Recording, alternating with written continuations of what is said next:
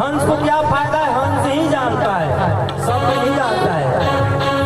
हंस, अरे हंसा के गति हंसे जाने,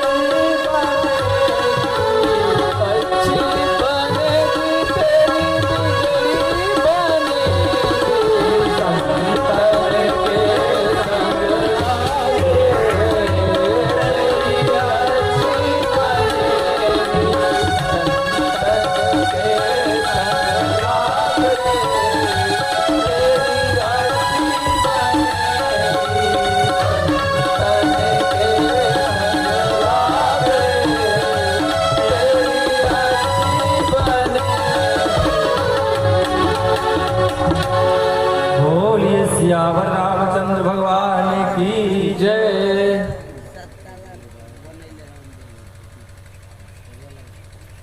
प्रसाद वितरण चल रहा है।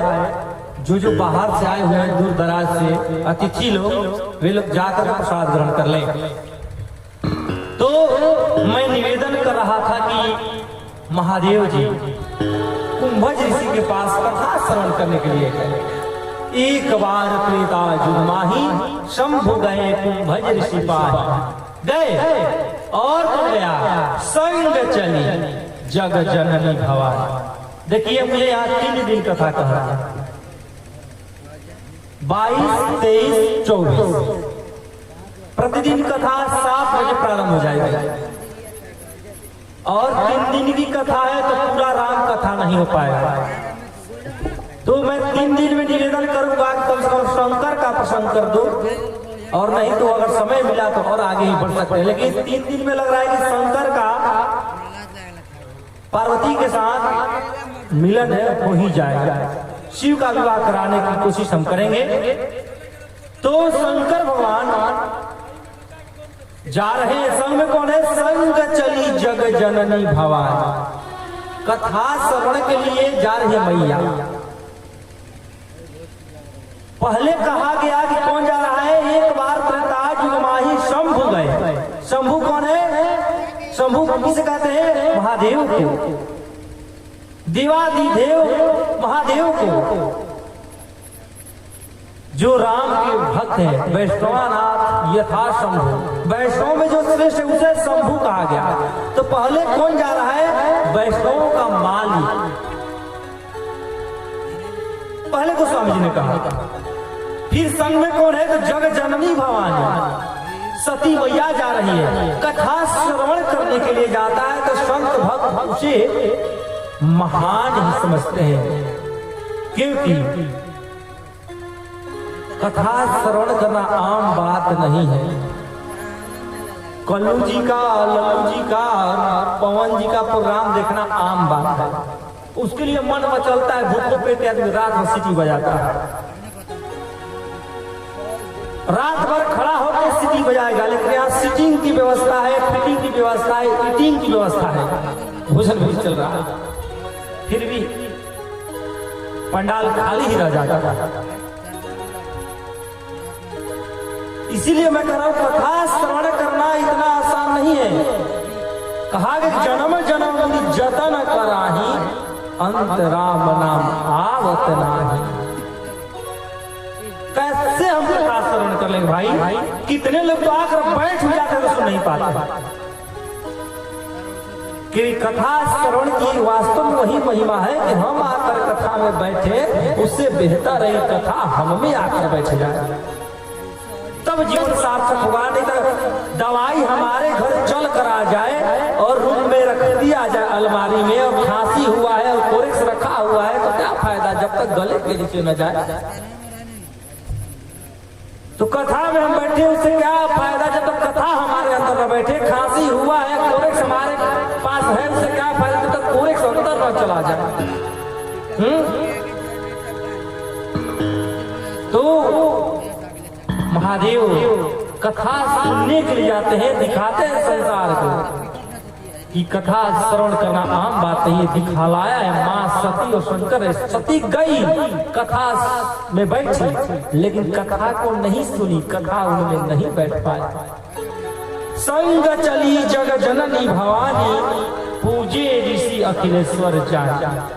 अब ये लोग गए सुनने के लिए, और जो अगस्त ऋषि वक्ता थे उठ करके प्रणाम करी, साष्टांग दंडवत महाप्रभु क्योंकि जगत हर वंदे पार्वती परमेश्वर।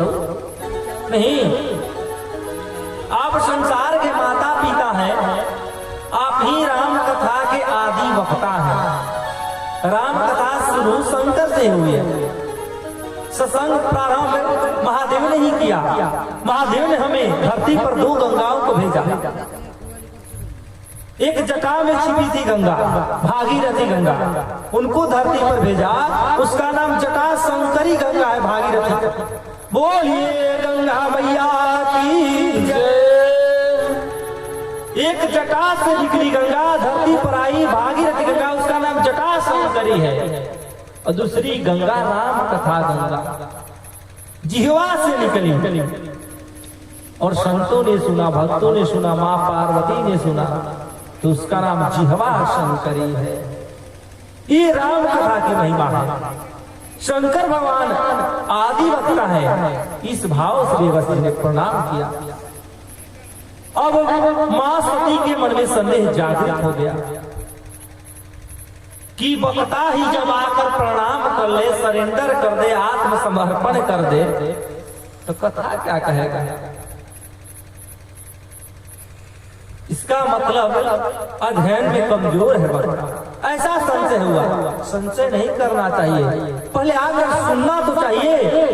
हजारों नए शब्द मिलेंगे, हजारों नए ज्ञान मिलेंगे। जिस तरह गंगा सदियों पुरानी बह रही है, गंगा आज सदियों पुरानी बह रही है, आज से नहीं बह रही है, बहुत दिन से, सतयुग से। लेकिन उसका जल, प्रत्येक जल नूतन है, नया है। और भी गंगा में हम डुबकी मारे, पहली डुबकी, और ऊपर निकले, और फिर उसी समय दूसरी डुबकी मारेंगे। तो जिस गंगा में हमने पहली डुबकी लगाया, उस गंगा में हमने दूसरी डुबकी नहीं लगाया, वह दूसरा जला रहा है, नित्य बह रहा है, प्रवाहित हो रहा है। गंगा पुरानी है, लेकिन उसका जल हमेशा नया है। उसी तरह कथा पुरानी है, लेकिन उसका ज्ञान नित्य नया है। कलयुग में बहुत काम देगा, यही तो साथ देगा कलयुग में। कि कल युग केवल नाम आधारा, कल युग केवल नाम आधारा। सुमिरी सुमिरी नर उतरहि पारा, सुमिरी सुमिरी नर उतरहि पारा। सुमिरन करके नाम का, नाम जपने से, नाम संकीर्तन से, नाम का भजन से, मनन से। लोग कहते चलो कथा हो रही है, मनोरंजन होगा, बड़ा मजा है। कथा मजा का विषय नहीं है, मनोरंजन का विषय नहीं है। ये कोई पाठ नहीं है इंटरटेनमेंट का। It is not entertainment. कथा मनोरंजन नहीं है, कथा तो मनोमंथन है। मन को मत देती है विचारों से कि हम कौन हैं, यह दर्शाती है। कथा मनोरंजन का साधन नहीं है। मनोरंजन के संसार में हजार साधन है, ये मनोमंथन का है। और कलयुग केवल नाम आधारा, सुमिर सुमिर नर उतरहि भव पारा। कलयुग केवल पुण्य प्रतापा, मानस पुण्य हो ये नहीं पाप। कलयुग में अगर मन में कोई अच्छाई आती है, धर्म का बात आता है कि हमारे पास पैसे नहीं है, नहीं तो इस यज्ञ में कुछ दान देता, ये भगवान ने कहा मैंने तुम्हारा दान स्वीकार कर लिया। मानस पुण्य, तुमने मन में पुण्य का भाव लाया, दान का विचार लाया, मैंने स्वीकार कर लिया। अगर पाप का प्लान बना रहा है तो उसको स्वीकार नहीं। मन में कोई विचार आया पाप करने का, उसको नहीं भगवान स्वीकारते हैं। अभी ने दिन भगवान में विचारवे कीजिए तो विचारिएगा तो कर्म में परिणत होगा। कभी कभी यदि आ जाए, रोज बैठ के विचारिएगा, उसके यहाँ का गेहूं बहुत बढ़िया हुआ, उसको उठा के 4 बजे रख देंगे तो विचारिएगा नित्य, तो एक दिन हो जाएगा वह कृत्य। नहीं, जिसको नित्य विचारिएगा वो कृत्य में अपने आप परिणत हो जाएगा। कार्य में 3 तरह के कार्य होते हैं, मनसा वचसा कर्मणा। मन में है तब तक तो ठीक है, वचन पलाए तो कर्म में लागू हो गया। अगर किसी को क्रोध में गाली दे रहे हैं तो क्या है, कर्म हो रहा है आपके द्वारा, और वह लागू हो जाएगा। और कहने का कि कभी कभी गलत विचार आए तो उसको भगवान अनदेखा करते हैं, कलयुग का प्रभाव की वजह से। अब दिन रात गलत एक विचार आएगा तो कहीं हम खाली सोचते हैं मन के गलत है, या कहता है लोग हम मुंह से गलत बात बोलते हैं, हृदय के साफ है। ये सब पाखंडियों का असर है, क्योंकि मन में जो है वही मुख पर होता है किसी का। ऐसा नहीं है कि आपके बेडरूम में खूब सफाई हो और द्वार पर खूब गंदगी। वैसा नहीं होता है, जिसका बेडरूम साफ होता है ना उसका गेस्ट रूम अपने आप साफ होता है। जिसका बेडरूम गंदा उसका गेस्ट रूम तो ऑटोमेटिक गंदा होगा। ये part of body guest room है और हृदय हमारा बेडरूम है। गेस्ट रूम से ही बेडरूम का पता चल जाता है, ये दिखलाने की आवश्यकता नहीं है। तो सती मैया कथा में गई लेकिन सोचने लगी कि ये क्या कथा सुनाएंगे। आकर के सरेंडर कर दिया, तो सबक पड़ी क्या कथा कहेंगे। और पूरी कथा हुई, महादेव ने खूब मन से सुना और कहा कि हम जाएंगे। सती मैया कथा मेरा कभी कथा नहीं सुन पाई। तब मुनि सन विदा मांगी त्रिपुरारी, विदा मांगे और भवन चले संग दक्ष कुमारी। गोस्वामी ने लिख दिया कि यहाँ दक्ष कुमारी संग चली जग जननी भवानी पर लिखा कि जगत की माता जा रही है, जग जननी संसार की माता। लेकिन जाते वक्त रिटर्न होते टाइम उन्होंने लिख दिया कि जा रही दक्ष कुमारी, महादेव के साथ पहले लिखा कि जा रही है जगत की माता। लेकिन कथा नहीं सुना तो लिखा कथा जो नहीं सुनता है वो आदरणीय नहीं होता। ये तो दक्ष वही अहंकार की मूर्ति दक्ष और उसी की पुत्री जा रही है दक्ष कुमारी। ये मुंह में ढका चुकी है, भगवान की कथा में जाकर भी कथा नहीं समझ। आज तो लोग कहते हैं ये कथा क्या सुना है, जवानी जिंदाबाद। कथा बूढ़ों के लिए बनाया गया है। और बताइए बुढ़ापा जवानी अपने हाथ में है हो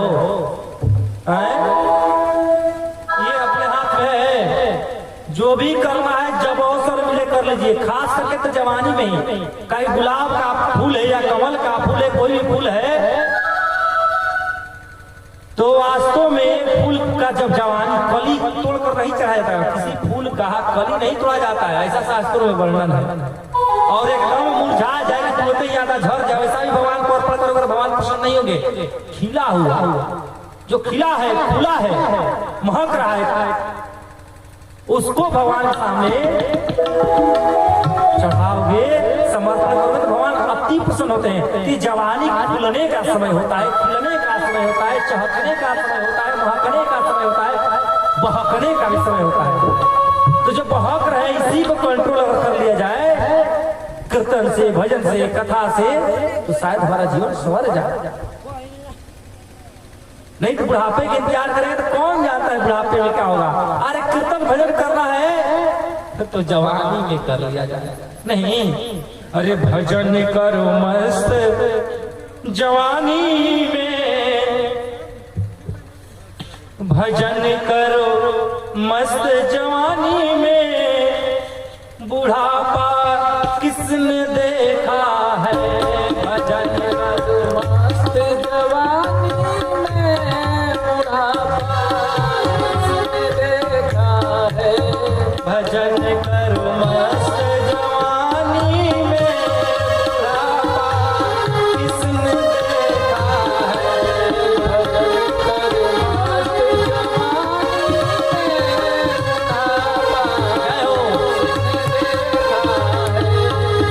में, बुढ़ापा किसने देखा है। बुढ़ापा किसने देखा है, बुढ़ापा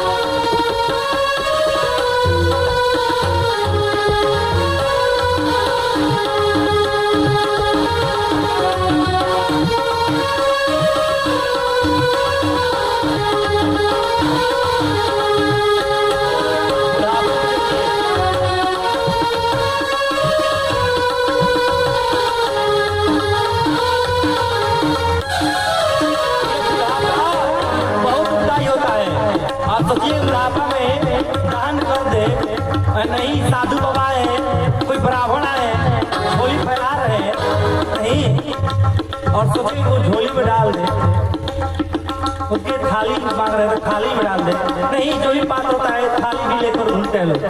विप्रदेव लोग आपके द्वार पर कोई आए और हाथ आके कांप रहे हैं, आप थाली में डालिएगा लेकिन नाली में चला जाएगा नहीं, द्वार पर तो नाली भी होती है, इसलिए जो भी कर रहा है जवानी में कीजिए। अरे बुढ़ापे में हाथ